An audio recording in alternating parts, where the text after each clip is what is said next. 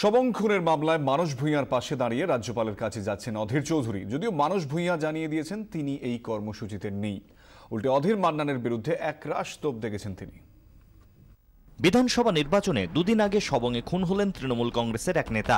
শাসক দল আঙুল তুললেন মানস ভূঁইয়ার বিরুদ্ধে, পাল্টা মুখ খুলেছিলেন মানস। আমাকে খুন করার চেষ্টা করেছে তৃণমূলের সঙ্গে হাত মিলিয়ে। মানসের বিরুদ্ধে রুজু হয় মামলা, জামিনের জন্য আবেদন করেন মানস। শেষ পর্যন্ত আগাম জামিনের আবেদন খারিজ হয়ে যায়। মানস ভূঁইয়ার বিরুদ্ধে মিথ্যা মামলায় তাকে ফাঁসানো হয়েছে।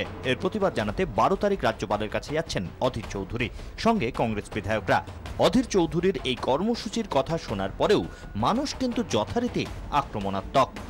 4 মাস কেটে গেছে, তো 4 মাস বাদে যখন সভাপতির মনে পড়েছে গভর্নরের কাছে যাওয়ার, তিনি যান, কোনো আপত্তি নেই, যেতেই পারেন।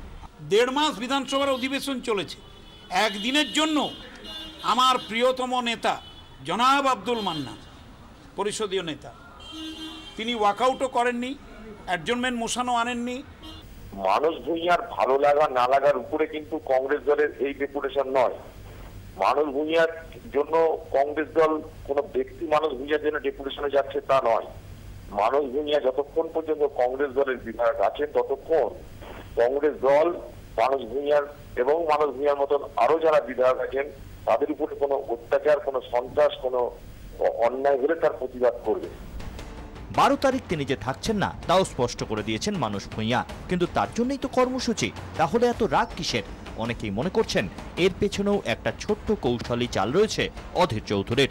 সাম্প্রতিককালে মানস ভূঁইয়া মমতা বন্দ্যোপাধ্যায়ের বিরুদ্ধে কার্যত স্পিকটি নট, বরং সুযোগ পেলে প্রশংসাও করে ফেলছেন এখন। তার সঙ্গে তৃণমূলের সম্পর্ক নিয়ে কংগ্রেসের এক অংশ রীতিমতো সরব। মানস ভূঁইয়ারও মঙ্গলবারের একটি মন্তব্য যথেষ্ট তাৎপর্যপূর্ণ বলে মনে করা হচ্ছে। বম্বে মেল কিংবা রাজধানী এক্সপ্রেসের তো একটা ফিক্সড টাইম আছে, সেই টাইমের বাইরে গিয়ে কেউ যদি টিকিট কেটে উঠতে যায়, ট্রেনটা ফেল করে যায়। সব মিলিয়ে মানসকে কেন্দ্র করে কংগ্রেসে এখন ঘোর ডামাডোল। পিপি যোশীর মধ্যস্থতায় মানস ভূঁইয়া, আব্দুল মান্নান এবং অধীর চৌধুরী বৈঠক করবেন দিল্লিতে, এবং তারপরেই কিন্তু ঠিক হয়ে যাবে পাবলিক অ্যাকাউন্টস কমিটির চেয়ারম্যানের পদে থাকতে অনুমতি দেওয়া হবে কিনা মানস ভূঁইয়াকে, এবং শেষ পর্যন্ত মানস ভূঁইয়া কোন পথে হাঁটবেন তার কিন্তু অনেকটাই চূড়ান্ত হবে এই বৈঠকের শেষে। ক্যামেরায় ফেলিক্সের সঙ্গে উজ্জ্বল মুখার্জি, 24 ঘন্টা।